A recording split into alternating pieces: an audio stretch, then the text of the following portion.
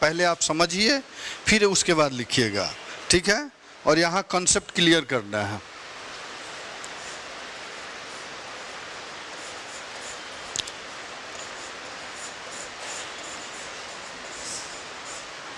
नहीं, हिंदी साहित्य में दो धाराएं चलती हैं, ठीक है। दो धाराएं चलती हैं। एक होती है जिसको पद्य कहते हैं, ठीक है, और दूसरे को क्या कहते हैं? गद्य कहते हैं, ठीक है। पद का अर्थ क्या होता है? कविता। पद का अर्थ क्या हुआ? कविता। और गद्य का अर्थ हो गया कथा, कहानी, उपन्यास, नाटक। नहीं, ये सब को हम क्या कहते हैं? गद्य कहते हैं, यानी पदात्मक शैली। इस तरह का बना लें आप, इस तरह का बनाते चलें। हाँ बिल्कुल, बनाते चलें, ठीक है, बनाते चलें। और पद का यहाँ तात्पर्य है कविता से। किससे है? कविता से। पद का तात्पर्य क्या है? कविता से। और उसी तरह यहाँ देखेंगे गद्य का तात्पर्य है बाबू कथा, कहानी, उपन्यास, नाटक। कथा, कहानी, उपन्यास और नाटक, ठीक है जी।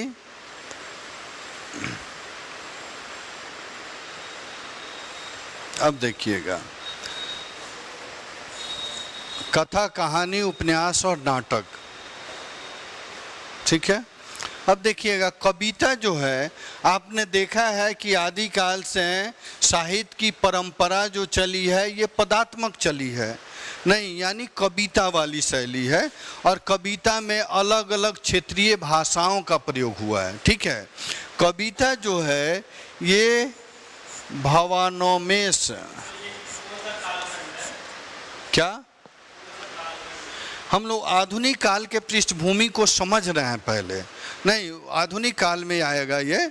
ऊपर आप हेडिंग बना लेंगे, आधुनिक काल का बना सकते हैं, आधुनिक काल। नहीं, आधुनिक काल ही स्टार्ट कर रहा है और उसके पृष्ठभूमि को समझने की कोशिश कर रहे हैं कि कैसे परिवर्तन हो रहा है, ठीक है। अब देखेंगे, कविता जो है यह भावानुमेषी होती है और सुनने में मधुर होती है, सुनने में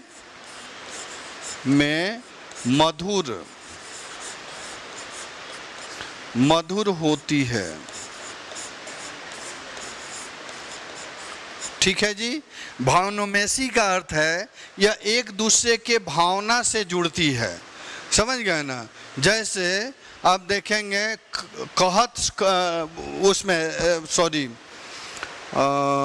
भक्ति काल वाले में और आदि काल वाले में जितने कविताएं लिखी गई हैं, समझ गए ना। और भक्ति काल में कबीर के यहाँ, तुलसीदास के यहाँ, सूरदास के यहाँ जितनी कविता लिखी गई हैं, ये कब क्या है? सब क्या है?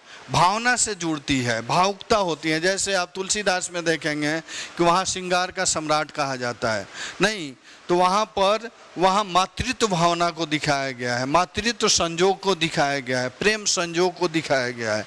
नहीं, कबीर वाले में देखिएगा, कबीर जो भी चीज़ों को रिप्रेजेंट करते हैं वो सब क्या होता है? दोहा चौपाई में होता है। और उस दोहा चौपाई का भावार्थ क्या होता है? समाज को दिशा दिखाना। यानी उनके कविता से जो पढ़े लिखे अभिजात वर्ग के लोग हैं वो जुड़ते हैं, उनके भावना से जुड़ती है और उनमें हृदयता प्रदान करती है, ठीक है जी। यानी कहने का अर्थ है कविता सुनने में मधुर लगती है, लेकिन प्रॉब्लम क्या है? कविता की जो भाषा है या जो उद्देश्य है या जो संदर्भ है, उस संदर्भ से आम जनजीवन को अपने साथ वो नहीं जोड़ पाते, समझ गए ना। क्यों नहीं जोड़ पाते? क्योंकि आम जनजीवन जिस भाषा का ये लोग प्रयोग कर रहे थे उस भाषा का ज्ञान नहीं था उसके पास। क्यों नहीं था? कि उसके पास खाने और रहने के लिए, यानी जो निजी नीड होती है वही फुलफिल नहीं हो रहा था, तो पढ़ाई कहाँ से करेगा जी? नहीं, पढ़ने से तो वंचित रह गया। तो पढ़ा कौन? अभिजात वर्ग। तो अभिजात वर्ग पढ़ा और कविताएं लिखी जा रही हैं किस में? अवधी में, ब्रज भाषा में, तत्सम संस्कृत में, और इन सब भाषाओं का जानकारी सिर्फ उच्च वर्गों तक है। ठीक है, तो ये उच्च वर्गों तक ही रह गया सीमित, यह आम जनता तक नहीं गया, आम जनजीवन को अपने से नहीं जोड़ा, ये प्रॉब्लम रह गया इसमें। ठीक है जी। जैसे आप देखेंगे आदिकाल भक्ति काल में कबीर को छोड़ करके जितने कविताएं लिखी गई हैं सब आम जनजीवन तक प्रसारित नहीं हो पाई। ठीक है, तो यहाँ एक पॉइंट लिख लेंगे आप लोग,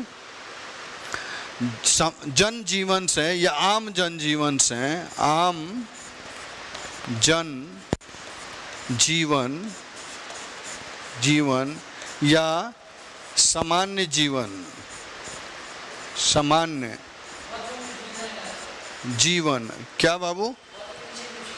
हाँ हाँ, इधर लिखना है, इधर लिखना है, या हाफ में ही लिखें।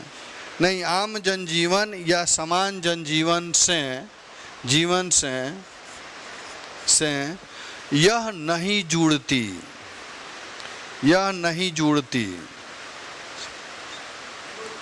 नहीं जुड़ती, नहीं जुड़ती। ठीक है, अर्थात यह विचारों को शीघ्र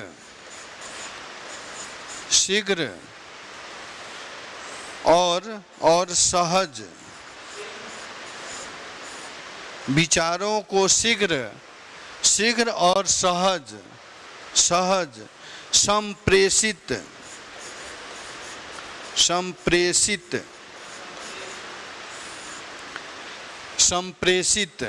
नहीं करती, सहज और शीघ्र संप्रेषित नहीं करती। ठीक है जी। क्यों नहीं करती? क्योंकि यह आम जनजीवन के बस का नहीं है, उनके समझ का नहीं है, समझ गए ना। और उनके साथ कम्युनिकेशन स्थापित नहीं करती। कम्युनिकेशन की स्थापना कब होगी? जिस भाषा का हम प्रयोग कर रहे हैं उस भाषा को जब आप समझेंगे तभी आप अपने विचार को रखेंगे, तभी मैं समझूंगा। नहीं तो जिस भाषा में कविताएं लिखी जा रही हैं उस भाषा की समझ आम जनजीवन को नहीं है, नहीं है, तो जो उद्देश्य है कविता का उस उद्देश्य का प्रसार होगा आम जनजीवन तक? नहीं होगा। समझ गए ना। तो ये सब प्रॉब्लम यहाँ पर बना हुआ है। ठीक है, लेकिन आप देखेंगे वहीं गद्य की भाषा जब आ रही है, यानी यहाँ क्षेत्रीय भाषाओं का प्रयोग हो रहा है। क्षेत्रीय भाषा में अगर पूछा जाए कविता की भाषा कौन सी होगी? क्षेत्रीय भाषा। और वो कौन कौन क्षेत्रीय भाषा? ब्रज हो जाएगी, मैथिली हो जाएगी, अवधी हो जाएगी। समझ गए ना। तो यहाँ पर एक पॉइंट और लिखेंगे, यहाँ क्षेत्रीय भाषा, हाँ यहाँ नीचे पॉइंट में, यहाँ क्षेत्रीय भाषा अवधी और ब्रज नहीं, अवधी ब्रज और तत्सम निष्ठ संस्कृत। अवधी ब्रज और तत्सम निष्ठ संस्कृत का प्रयोग हो रहा है, ठीक है जी, प्रयोग हो रहा है। ठीक है, अब देखिएगा बाबू, जब हम हिंदी के आधुनिक काल में प्रवेश कर रहे हैं, यानी 19वीं शताब्दी में प्रवेश कर रहे हैं, तो 19वीं शताब्दी में ये सब सारी चीज़ें जो हैं यहाँ बदलती हुई नजर आएंगी। नहीं, क्यों बदलेंगी? क्योंकि साहित्य का विकास हो रहा है और साहित्य का उद्देश्य बदल रहा है। साहित्य का उद्देश्य यहाँ था समाज को दिशा दिखाना, अब साहित्य का उद्देश्य बदल जाएगा कि समाज को नवजागरण चेतना जगाना, समाज में नवजागरण चेतना जगाना, स्वतंत्रता के लिए प्रेरित करना। जो यहाँ भक्ति, जो भी साहित्य लिखा जा रहा था वो साहित्य भक्ति काल में ईश्वर की भक्ति के लिए लिखा जा रहा है, नहीं ईश्वर के गुणगान के लिए लिखा जा रहा है। लेकिन यहाँ साहित्य लिखा जाएगा, यहाँ प्रकृति के लिए लिखा जाएगा, मानव के लिए लिखा जाएगा। जो फूल यहाँ पर भगवान के चरण में चढ़ना अपना भाग्य समझती थी, वह फूल यहाँ भगवान के चरण में अब नहीं चढ़ेंगी। ये कहेंगी कि मुझे जो स्वतंत्रता सेनानी जा रहे हैं और जो नवजागरण के लिए जा रहे हैं उनके चरण में मुझे चढ़ा दो, मेरा सौभाग्य होगा। नहीं, यानी यहाँ पर साहित्य के साथ साथ प्रकृति भी नवजागरण चेतना को बढ़ावा देने में अपने आप को समर्पित महसूस करेगी। ठीक है जी, यानी कहने का अर्थ है यहाँ पर आकर के साहित्य का उद्देश्य बिल्कुल बदल जा रहा है, क्योंकि परिस्थितियाँ वैसी क्रिएट हुई हैं। ठीक है, परिस्थिति कौन है? 18वीं 19वीं शताब्दी का हम स्वतंत्र होना चाह रहे हैं, नवजागरण चेतना जगाने की कोशिश की जा रही है हमने। ठीक है, तो यहाँ पर भाषा देखेंगे, शैली क्या होगा?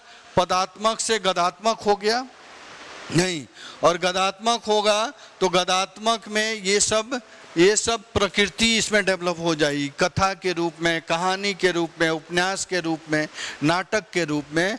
और इन सब की भाषा होगी खड़ी बोली हिंदी, खड़ी बोली होगी। यानी यहाँ ये सब भाषाएं हैं और इन सब भाषा के जगह पर यहाँ सिर्फ एक ही भाषा हो जाएगी, खड़ी बोली हिंदी, जो आम जनजीवन की भाषा होगी। जो आम जनजीवन के लोग बोलते हैं वही भाषा होगी। और इसी भाषा में साहित्यकार जो हैं वो कथा की रचना करेंगे, कहानी की, उपन्यास की और नाटक की, जो आम जनजीवन को अपने से जोड़ के रखेगी, उनके समस्याओं को समझने की कोशिश की जाएगी। ठीक है जी, स्थिति समझ रहे हैं ना? चलिए, अच्छी बात है। तो यहीं पे अब ज्वाइंट करेंगे, दोनों पॉइंट हो गया ना, तो इसको ऐसे और इसको ऐसे जोड़ देंगे नीचे जहां तक खंडित हुआ है। आपको दिख रहा है? ठीक है बाबू, यानी दोनों पॉइंट को ऐसे जोड़ेंगे। ठीक है, जोड़ दिए?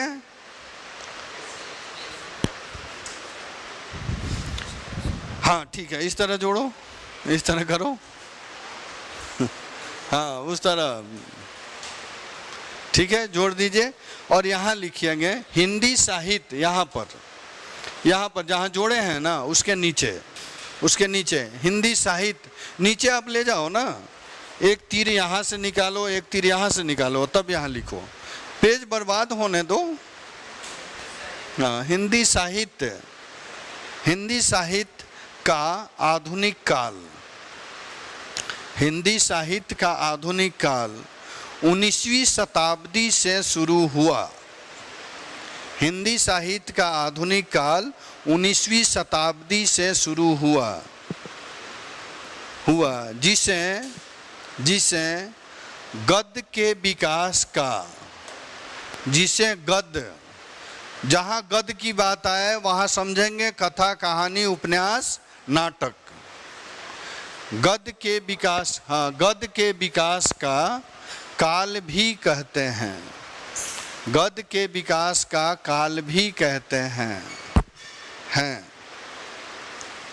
ठीक है बाबू, गद्य के विकास का काल भी कहते हैं। जहाँ गद्य की बात आए वहाँ क्या समझेंगे? कथा, कहानी, उपन्यास और नाटक।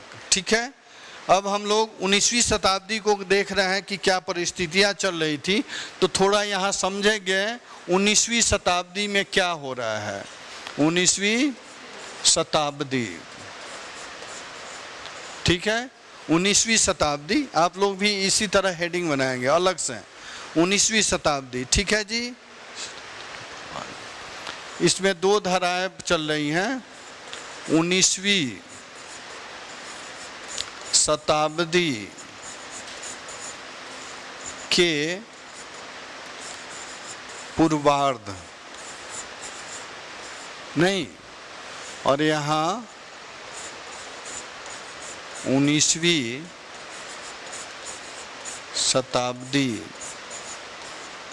के उत्तरार्ध, 19वीं शताब्दी के पूर्वार्ध या 19वीं शताब्दी के उत्तरार्ध, अर्थात हम कह सकते हैं 1800 से ये 1900 की बात हो रही है। पूर्वार्ध, पूर्वार्ध का अर्थ होता है 1800 से, यहाँ देखेंगे 1800 से 1850 ईस्वी का, है ना, 1800 से 1850 ईस्वी का, और यहाँ देखेंगे 1850 से 1900 ईस्वी का। ठीक है, क्लियर है जी। हम समझ सकते हैं कि 19वीं शताब्दी में दो घटनाएं डेवलप हो रही हैं, उसको समझने की कोशिश कर रहे हैं। यानी हमको इसको दो भागों में बांट दिए। 19वीं शताब्दी के पूर्वार्ध, पूर्वार्ध का अर्थ को क्या हो गया, 1900 से पहले, 1900 से पहले, ठीक है। और उत्तरार्ध का अर्थ हो गया 1900 के करीब, नहीं 1900 के करीब। तो पूर्वार्ध 1800 से 1850 और करीब हो गया 1850 से 1900 ईस्वी का। ठीक है जी, ये दो चीज़ें हो रही हैं। तो दो चीज़ों में आप देखेंगे यहाँ पर अंग्रेज़ों के माध्यम से जाने अनजाने में, जैसे हमने प्रत्यारोपित कर दिया कि खड़ी बोली हिंदी का विकास होगा, नहीं, खड़ी बोली हिंदी के वजह से ही साहित्य की रचनाएं अब होंगी। तो यहाँ भी आप देखेंगे 1800 से 1850 के बीच में जाने अनजाने में अंग्रेज जो हैं पोर्ट विलियम कॉलेज में एक पोर्ट विलियम कॉलेज की स्थापना करेंगे। हाँ, कोलकाता में फोर्ट विलियम कॉलेज की स्थापना करेंगे और उसमें एक अलग से हिंदी विभाग की स्थापना करेंगे, समझ गए ना। और हिंदी विभाग में 5 जो देश के सबसे बड़े भाषाविद होंगे उनकी नियुक्ति करेंगे। वो क्यों नियुक्ति करेंगे कि जो अन्य भाषाओं में साहित्य की रचनाएं हुई हैं, ग्रंथ की रचनाएं हुई हैं, उन सब का रूपांतरण करें वो हिंदी साहित्य में। क्यों करवा रहे हैं कि जब साम्राज्य विस्तार हो रहा है, आपने देखा कि 1858 के बाद पहले आप देखेंगे पूरे भारत पर ब्रिटिश का राज हो गया है, नहीं, पूरे क्षेत्र में। यानी सबको कंट्रोल करने के लिए प्रशासनिक अधिकारी की आवश्यकता चाहिए होगी इनको, नहीं, और उसके लिए उस प्रशासनिक अधिकारी को खड़ी बोली हिंदी का नॉलेज होना जरूरी है, नहीं, उसको लिए। और उसके साथ साथ वो चाह रहे हैं कि जब एक राष्ट्र और एक भाषा होगा तो एक ही प्रशासनिक अधिकारी बड़े क्षेत्र को कंट्रोल कर लेगा। ठीक है, अगर एक राष्ट्र एक भाषा नहीं होगा तो हमें प्रशासनिक अधिकारी अलग अलग क्षेत्रों में नियुक्त करना होगा, नहीं, जो उस भाषा को समझ सके। यानी बुंदेलखंड वाले क्षेत्र में बुंदेली भाषा के विशेषज्ञ को, अवध वाले क्षेत्र में अवध भाषा के विशेषज्ञ को, नहीं, तो इससे क्या होगा, उनका खर्चा भी बढ़ेगा। तो प्रशासनिक प्रयोजन के लिए वो जाने अनजाने में पोर्ट विलियम कॉलेज में हिंदी विभाग की स्थापना कर देंगे और खड़ी बोली हिंदी का प्रमोशन करेंगे। ठीक है, किसके लिए, अपने प्रशासनिक प्रयोजन के लिए, न कि भारतीयों के लिए। ठीक है, और दूसरा उसी समय ईसाई मिशनरियाँ आ जाएंगी। तो ईसाई मिशनरियाँ जो आएंगी वो भी कोलकाता में उनका हेडक्वार्टर होगा और वहाँ से अपने धर्म प्रचार के लिए वो खड़ी बोली हिंदी को प्रमोशन कराएंगी, वो भी अपने स्तर पर। क्यों कराएंगी कि वो जितने ग्रंथ हैं या तो क्षेत्रीय भाषा में लिखे गए हैं, नहीं तो फारसी में लिखे गए हैं, नहीं, सबका वो भी अनुवाद कराएंगी, किस में, खड़ी बोली हिंदी में। क्योंकि खड़ी बोली हिंदी से ट्रांसफ़र करना इंग्लिश में बहुत आसान होगा और जो पारसी आएंगे वहाँ से, जो पादरी आएंगे, वो इन चीज़ों को, इनके विषय वस्तु को समझेंगे, तभी तो भारतीयों का ब्रेन वॉश करेंगे, नहीं, ब्रेन वॉश करके उनको कन्वर्ट करेंगे ईसाई में, समझ गए ना। तो दोनों का निजी स्वार्थ है प्रारंभिक स्तर पर देखेंगे दोनों निजी स्वार्थ के लिए खड़ी बोली हिंदी का प्रमोशन कर रहे हैं, लेकिन दूरगामी पर इसका असर किस पे होगा? भारतीयों पर, और ये भारतीयों के हित में होगा।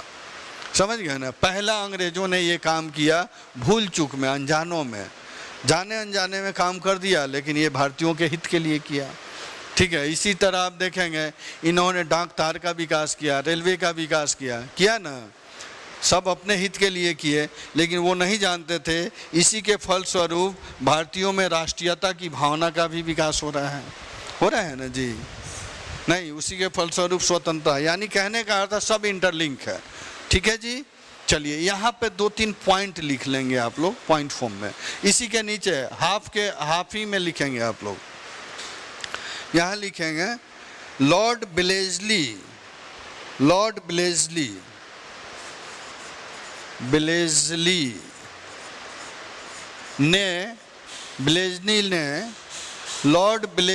ने कोलकाता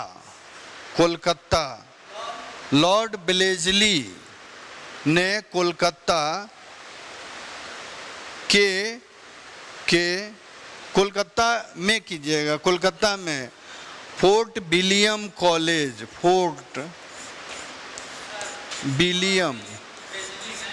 विलियम लॉर्ड ब्लेजली ने कोलकाता में फोर्ट विलियम कॉलेज की स्थापना की। फोर्ट विलियम कॉलेज की स्थापना की। ठीक है जी, कॉलेज की स्थापना की। दूसरा पॉइंट यहाँ करेंगे, नहीं, दूसरा पॉइंट कॉलेज के अध्यक्ष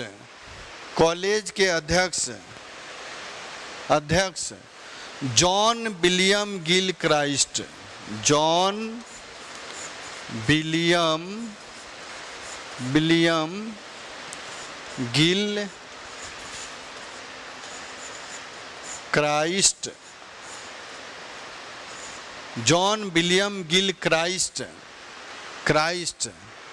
के अध्यक्षता में, जॉन विलियम गिलक्राइस्ट के अध्यक्षता में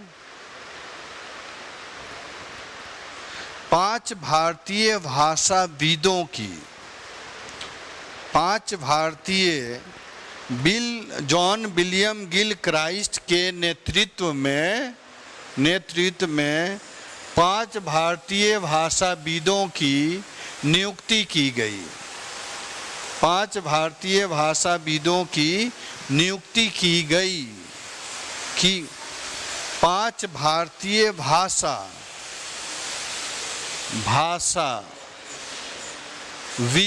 की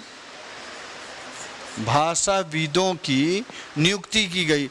भाषाविद मीन्स भाषा के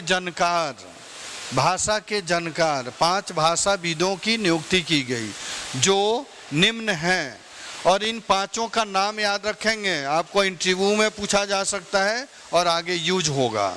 5 भाषाविद हैं, इनका नाम याद रखेंगे जो निम्न हैं।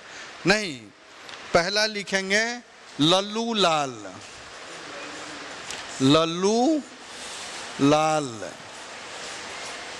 जी।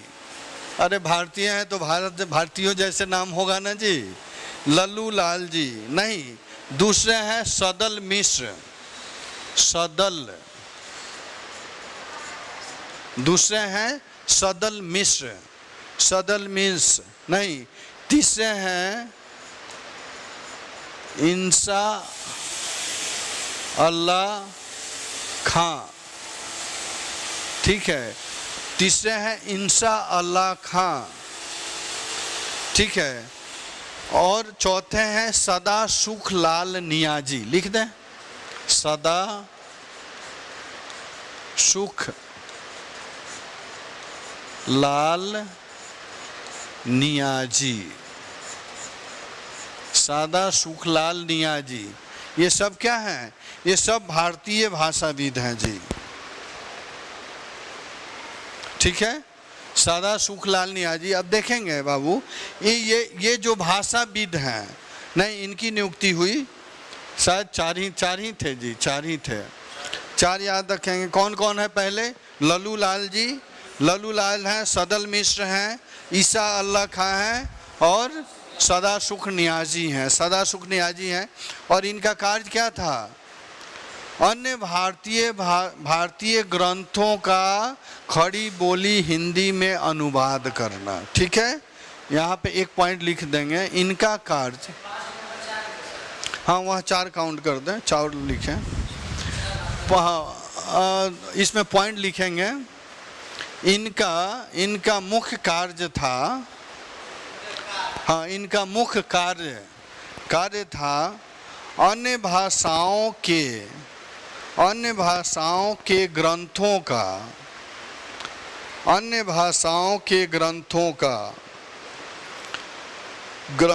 का खड़ी बोली हिंदी में अनुवाद करना, खड़ी बोली हिंदी में अनुवाद करना। ठीक है बाबू, चलिए अब देखिए, हम लोग देख रहे हैं कि आधुनिक काल में भाषा का विकास कैसे हो रहा है। अब यहाँ तो ये गैर भारतीय हैं, नहीं, जो काम करा रहा है वो कौन है? ब्रिटिश है, और ब्रिटिश अपने हित के लिए करवा रहा है, नहीं अपने प्रशासनिक प्रयोजन के लिए करवा रहा है, ध्यान रखेंगे, नहीं प्रशासनिक प्रयोजन के लिए करवा रहा है। लेकिन यह काम करवा रहा है, इसका बेनिफिट कहाँ हो रहा है? भारतीयों को। तो ये तो करवा ही रहे हैं। अब प्लस में देखिएगा यहाँ पर इस काल में, यह काल किसका है? भारतेंदु जी का।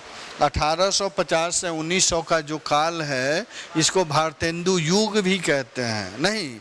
तो भारतेंदु जी भी खड़ी बोली हिंदी के प्रमोशन के लिए, उसके विकास के लिए अपने स्तर पर काम कर रहे हैं। क्यों कर रहे हैं? कि सबको नवजागरण चेतना के तरफ प्रेरित करना है। ठीक है जी, यहाँ पे लिखेंगे भारतेंदु, इसको हम क्या कहते हैं? भारतेंदु युग,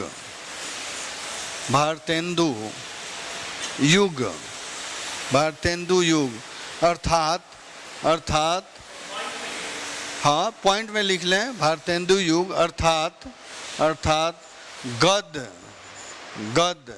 एवं खड़ी बोली के विकास के, गद्य एवं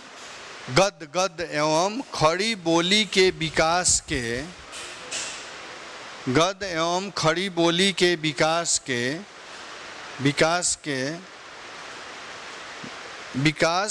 विकास और कर दीजिएगा, विकास और प्रसार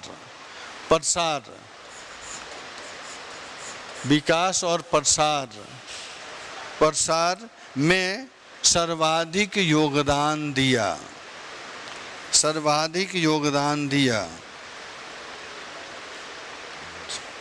नहीं, क्यों दिया? सर्वाधिक योगदान क्यों दिया? क्यों ये प्रमोशन कर रहे हैं? क्यों कर रहे हैं? क्योंकि राष्ट्रीय स्वाधीनता को बढ़ावा देना है। ठीक है, जो योगदान दिया, क्योंकि इनके साहित्य का उद्देश्य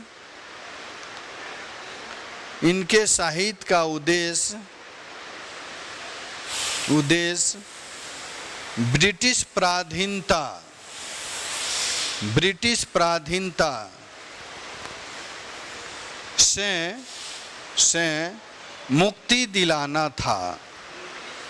ब्रिटिश पराधीनता से मुक्ति दिलाना था। ठीक है, अर्थात स्वाधीनता दिलाना था। पराधीनता से मुक्ति का अर्थ क्या है? स्वाधीनता।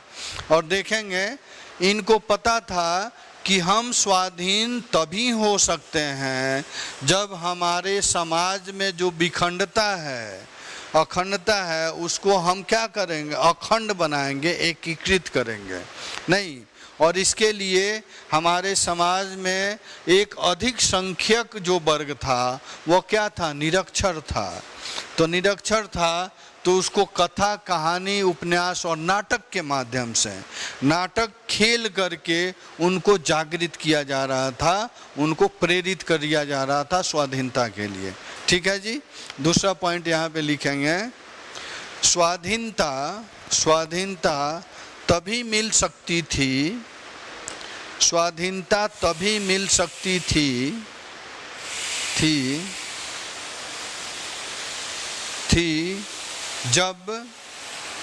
जब सामाजिक एकता स्थापित हो, सामाजिक एकता स्थापित हो। ठीक है, क्योंकि हमारा भारतीय समाज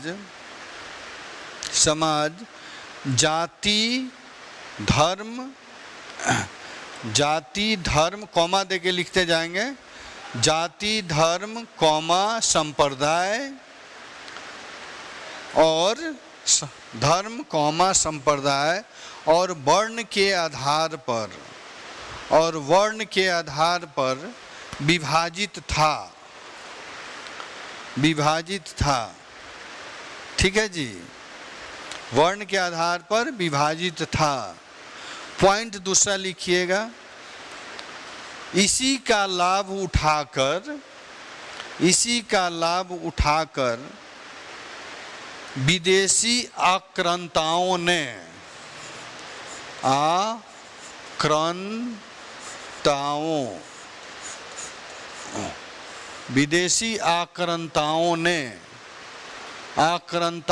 आक्रांताओं का अर्थ क्या है?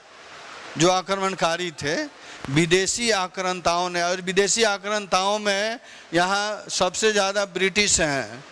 नहीं, ब्रिटिश भी कम आक्रांता नहीं थे। आप देखेंगे कैसे वो अलग अलग नीति के माध्यम से, जरूरत पड़ता है तो वो हड़प लेते हैं, जरूरत पड़ता है तो कुशासन का आरोप लगा देते हैं, ज़बरदस्ती मिला भी लेते हैं, नहीं जरूरत पड़ता है तो कुटाई भी करते हैं भारतीयों का, करते हैं ना जी।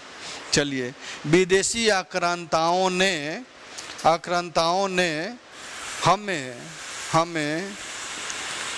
हमें गुलाम बनाया।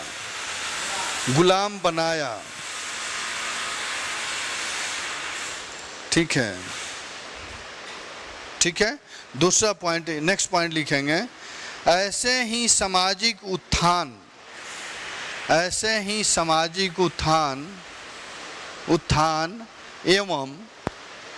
एवं राष्ट्रीय जागरण को, सामाजिक उत्थान एवं राष्ट्रीय जागरण को ध्यान में रखकर भारतेंदु युगीन रचनाकारों ने, ध्यान में रखकर भारतेंदु युगीन रचनाकारों ने नवजागरण परक चेतना, युगीन रचना, युगीन का अर्थ क्या हुआ? भारतेंदु काल के रचनाकार, 1850 से 1900 के बीच के रचनाकार। ठीक है, भारतेंदु युगीन रचनाकारों ने नवजागरण परक चेतना, नवजागरण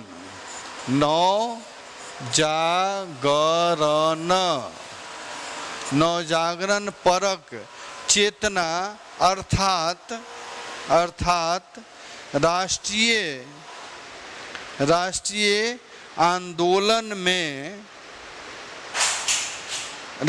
आंदोलन के लिए कर दीजिएगा, राष्ट्रीय आंदोलन के लिए जनता को प्रेरित किया। ठीक है जी। दूसरा पॉइंट लिखेंगे इसी में, इसके लिए इन्होंने, बाबू सुनिए, दूसरा अगर पेज कर रहे हैं तो इसी साइड में, हाँ, दूसरा अगर पेज बदल रहे हैं तो आप क्या करेंगे, इसी साइड में लिखेंगे, इधर छोड़ेंगे जगह। हाँ नहीं, अब हेडिंग है ना, तो वही हेडिंग है, ये भारतेंदु युग वाला हेडिंग है। हाँ, एक आध दो पॉइंट और ऐड कराएंगे वहाँ, ठीक है।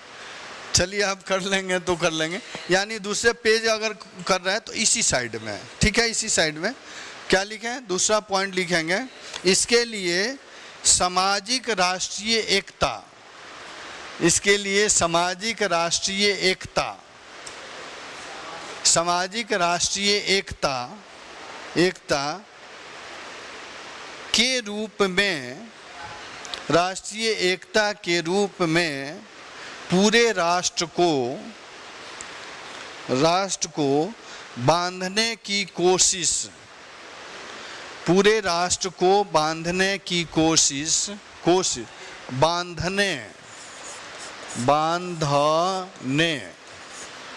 बांधने की कोशिश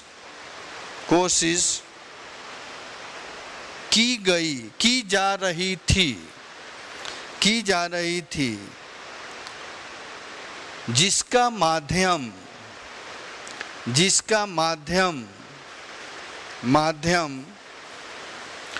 गद्य विद्या में, जिसका माध्यम गद्य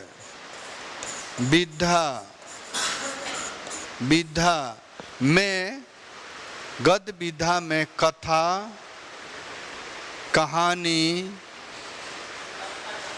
कहानी, उपन्यास, नाटक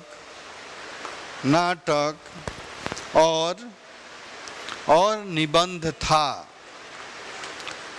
निबंध था। ठीक है जी, क्लियर है। यानी क्या परिस्थिति थी और किसके वजह से साहित्य का रूप बदल गया, साहित्य का उद्देश्य बदल गया।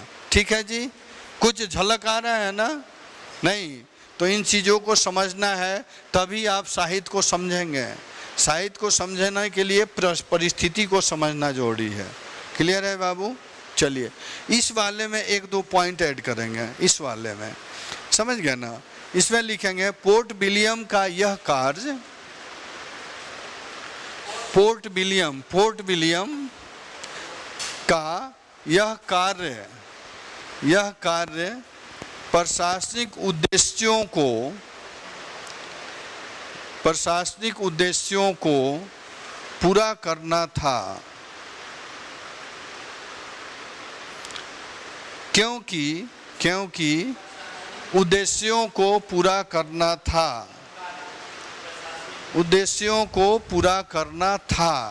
क्योंकि खड़ी बोली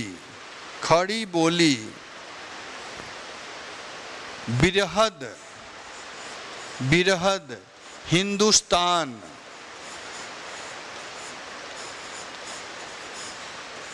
क्योंकि खड़ी बोली बिरहद हिंदुस्तान की भाषा थी, बिरहद हिंदुस्तान की भाषा थी। यानी कहने का अर्थ है एक बड़े भारत में बोली जाती थी खड़ी बोली हिंदी। ठीक है, थी।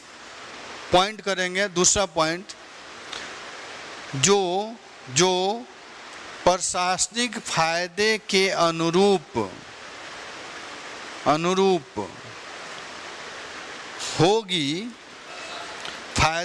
अनुरूप होगी, इसको ध्यान में रखकर अंग्रेजों ने इसके फायदे को ध्यान में रखकर अंग्रेजों ने एक अलग से हिंदी विभाग की स्थापना करवाई।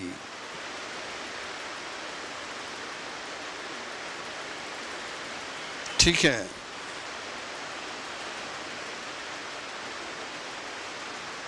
ठीक है। एक और पॉइंट यहाँ कोट करेंगे। इसी संदर्भ में इसी में एक पॉइंट कोट करेंगे। इसी संदर्भ में ईसाई मिशनरी भी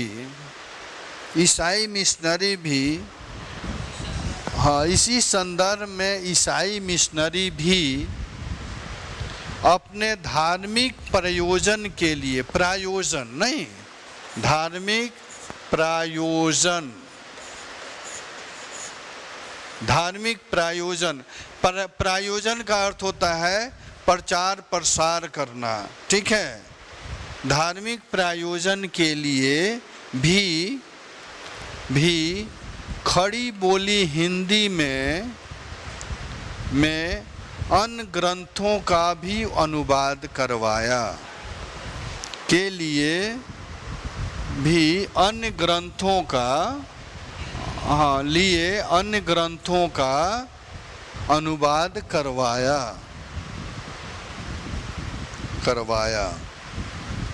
ठीक है बाबू, पृष्ठभूमि क्लियर है। यानी कहने का अर्थ है कि कैसे हम मध्यकाल से आधुनिक काल के तरफ आ रहे हैं, तो हम जैसे डेवलप हो रहे हैं, हम आधुनिक हो रहे हैं, तो हमारा साहित्य, हमारा ग्रंथ भी आधुनिक हो रहा है, समझ गए ना। और वही ग्रंथ जब आधुनिक हो गया है तो अभी का साहित्य कहेगा बंसी सब सुर साधे है, अपने धुन में बाजे है, हाल न पूछो मोहन का, सब कुछ राधे राधे है, समझ गए ना। तो ये कहने का अर्थ है अब साहित्य भगवान की पूजा नहीं करता है, नहीं, साहित्य कहता है तुम अपने पे विश्वास रखो, अपने पर अब विश्वास रखोगे तो आप निश्चित रूप से सफल होगे, समझ गए ना। इसलिए खूब खाइए, मस्त रहिए और मस्त होकर के खूब पढ़िए, समझ गए ना। स्वस्थ रहिए, जो भी खाने की इच्छा हो मस्त रूप से खाइए जम के, और पढ़ाई कीजिए, स्वस्थ रहिए, ठीक है जी। चलिए, तो नेक्स्ट क्लास में ये पृष्ठभूमि थी थोड़ा। अब देखिए, ये हम लोग पॉइंट फॉर्म में देखें ना, अब क्वेश्चन फॉर्मेट में एक बार समराइज में कर दूंगा, और इसके बाद फिर हम लोग युग से स्टार्ट करेंगे। पहले भारतेंदु, फिर द्विवेदी, और उसके बाद छायावाद, नहीं, और छायावाद आएंगे तब आपको समझ में आएगा कि इतिहास क्या था और साहित्य क्या था। साहित्य ऐसा है कि सब सब्जेक्ट का मिश्रण है, बहुविध हो जाता है। साहित्य पढ़ेंगे ना तो सब साहित्य का, सब चीज़ का नॉलेज आपको मिल जाएगा, मिल रहा है ना, सब एक दूसरे से जुड़ा हुआ है ना, लिंक है। जब हम छायावाद पढ़ेंगे तो छाया